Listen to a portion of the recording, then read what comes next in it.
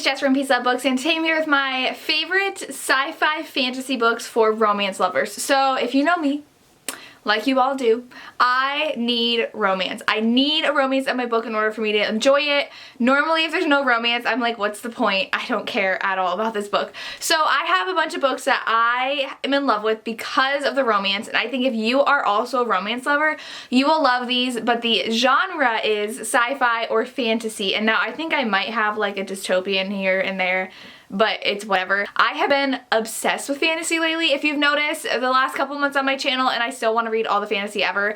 But most of the fantasy I'm loving is because it has like really good romance. So some of these are going to be obvious, but some of them might not be obvious, so I'm going to go ahead and get to the recommendations. The first one's obvious, and I'm only going to talk about it for like 2 seconds, and that's Outlander by Diana Gabaldon. The only way this is fantasy is because Claire goes through these traveling stones and is thrown back into 1700s Scotland and falls in love with James Fraser. Jamie, my man Jamie.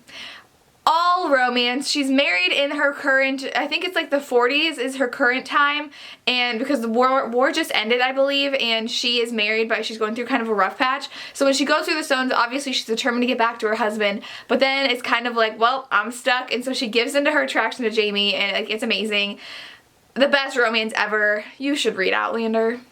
Next is the more dystopian recommendation, but it's kind of sci-fi-y, and that is Folsom by Taryn Fisher and Willow Astor, I believe is the author's name. I recently read this last month and it blew me away. It's super short, no one ever talks about this, and it's in a dystopian world where men are not fertile anymore, and so there's only like 10 men left in the world who can have babies with women, and so they're called the End Men, and their job is to impregnate women. They go from sector to sector. I don't remember what their cities are called, like their divisions of, you know, societies are called, and they have appointments of 2 or 3 women a day that they have to impregnate. So this guy, Folsom, has over 200 kids, but only like 2 of them are boys. So not only is it hard for men to have babies, it's incredibly hard for them to have boys. So the entire society is pretty much run by women, and this is about Folsom falling in love with a scientist who he had an appointment with, and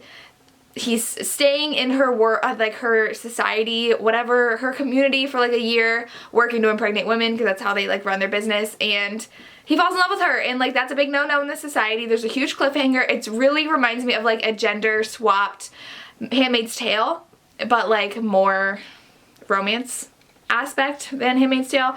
I loved it, definitely recommend. The book that kind of inspired this video, you guys are not going to be surprised to see, Kiss of Deception by Mary E. Pearson. This is a YA fantasy, but it's not that fantastical in this book. Like there are hints at fantasy, but like there's not a lot of actual powers and stuff going on in this one. But it's about a girl who is betrothed to this prince. She's never met him. She thinks he's a coward for letting his father betroth him to someone that he's never met, and so she runs away, and she's like, I'm not marrying some old gross guy who doesn't want to even meet me. And so she runs away and with her servants, and so an assassin is sent after her to kill her, to ruin some political game of the societies. I don't know. It's politics are not my strong suit. And then the prince is also after her, so we know the names of the 2 boys, but we do not know who is who. And you see her kind of falling in love with one of them, but like kind of really liking the other one, and both of the guys are falling for her, and you're like, but who is who? I don't know. And you think you know. You think you know like 80 pages in, and then you're like, well, I don't really know if I know. And so this is definitely romance heavy. I'm obsessed with it, and I cannot wait to continue on with the series. Next one's sci-fi. You all have heard, but like I really need to reread the series. That's why I'm pulling it up now, and that's Obsidian by Jennifer L. Armentrout. This is an alien romance, and like I am not about aliens. I don't care about aliens. I never am like wanting to read about aliens, but like this one's so good. It's the next door neighbor is an alien, and like our main character doesn't know that. She's a book blogger, and I'm really fuzzy on things, but I know like it's a really hate to love romance. I'm pretty sure they hate each other in the beginning. There's lots of angst, and he has, I don't know if he has a twin brother, and then he has other siblings too that are part of the picture. It's been years since I've read this, but like I loved it. Super heavy romance, and they do go on different series. There's always cliffhangers, but if you want a good alien romance, read this. Next is another series I've become obsessed with this year, and you will know, you expected to see it on this list, and that is Shatter Me by Tara Mafi, specifically book 2. Book 2 is my favorite angst romance of the series. This is about Juliet. She pretty much lives in an insane asylum because everyone she touches dies, and so that's all I really want to tell you. There is a love triangle. I'm obsessed with Warner. There are a lot of twists and turns, especially at the end of book 1, so I can't really tell the synopsis of any of the other books without spoiling this completely. I will say I've told my co-teacher for school to read this series because she read another series I'm going to talk about in a second, and then she wanted a new series, and I was like, you love romance like me? Read this. She's on book 2 now, and she's obsessed, so I need to recommend this to everybody, especially for the romance lovers, and Warner is everything. Next two pretty much go together, but I'll talk about them a little separately. The first one is the Mortal Instruments series. I've only read the 3 books, and I read them like 8 years ago. I read these when I was in high school, and I remember reading the 3rd book when it came out when I was a sophomore in high school. I'm now 25, so it's been a long time since I've read these, but I will never forget the angst between Jace and Clary. Like, when they think what they think, and then like the fairy queen does what she does, and you're like, oh my god, like, oh my god, like, I can't say anything else, but if you read the series, you know what I'm talking about. I was all for this romance. I was obsessed. These are shadow hunters, and they're hunting demons and stuff, and there's bad guys. You guys know what the series is about by now. Next, I'm only a little, like 200 pages into the 2nd book, but that is the Infernal Devices series. This one is a love triangle, and it's with Tessa. It takes place in the 1800s, so it is historical. It's kind of steampunky because it has like automatons, which are like clockwork beings, like robots. And Tessa is kind of thrown into this world, kind of like Clary was in the Mortal Instruments series. And she's in a love triangle with 2 best friends. So you kind of like one better in the 1st book, but then you get like more feelings for the other one in the next book. And I already know the ending of this series. Like, it's been around a while.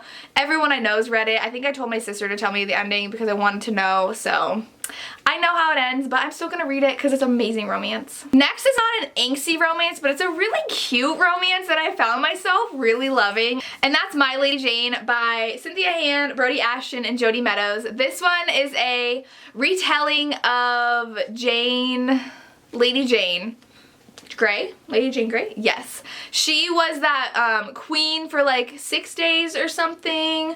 I don't remember, in history, and then she was beheaded, and it was like really tragic and sad. And she was supposed to marry King Edward, I think. I'm really bad at remembering history. Like, British history is my favorite, but I'm so bad at remembering things about it. And this actually has people who can turn into animals. Really random, really weird, but it totally worked, and I really thought the romance was super cute. That's all I can say. I don't really want to spoil anything else, but it's about her, and it's kind of retelling history in a new way, in a weird way, but it worked. It worked. My last recommendation before I get to one that I actually haven't read yet, but I've heard the romance is good, you guys all know. It's gotta be A Court of Thorns and Roses. Like, I was never really a fantasy reader, and then I read this 1st book because everyone was raving about it. I wasn't really interested in it, but the hype got to me, so I'm like, fine, I'll read this, and I was blown away. I was obsessed with Tamlin and Feyre in this book, and then in book 2, I was obsessed with Rhys. I had an inkling in the back of my mind that I was gonna love Rhys in here, and I was like, there's something about him in this book that's like, he's not telling us. And so the romance is just like to die for in these books, and I'm like obsessed. Now, these are definitely more graphic romances than what YA should be reading, so this is definitely more new adult fantasy, so keep that in mind. But if you want a really angsty, really good fantasy romance, you have to read this series, which you probably already have. Like, why am I even including this in this video? So the last one I have is one I haven't read yet, but I really want to, and I've heard people complaining about it because it's so romance heavy, and I'm like, guys, that's nothing to complain about, but it's because that's what I like. So it's Roar by Cora Carmack. This one is about people who can control like the weather and like storms and stuff, and that's all I know, but I've heard of people who have been reading it who are fantasy lovers don't like the romance. And if there's a book that's too centered around romance, I'm like, please give to me now. So I'm really excited to read this. Hopefully I read it before the end of the year. I did meet Cora like 2 or 3 times now. She is the most fabulous person ever. I love everything she writes, so I cannot wait to read this. And those are my fantasy, sci-fi, romance recommendations for people who love romance. If you have any more to add, please let me know in the comments down below. I know I have so many more fantasy books I have to read because I am more of a romance reader, but if there's one that has an amazing romance, let me know, especially maybe more adult, because I have all YA recommendations. Because I don't read a lot of adult fantasy because it intimidates me, and a lot of adult fantasy doesn't include romance unless it's like specifically adult romance fantasy like in the mass markets. So I don't even know what I'm saying anymore. But that's all I have. As always, thank you so much for watching and have a good day. Bye.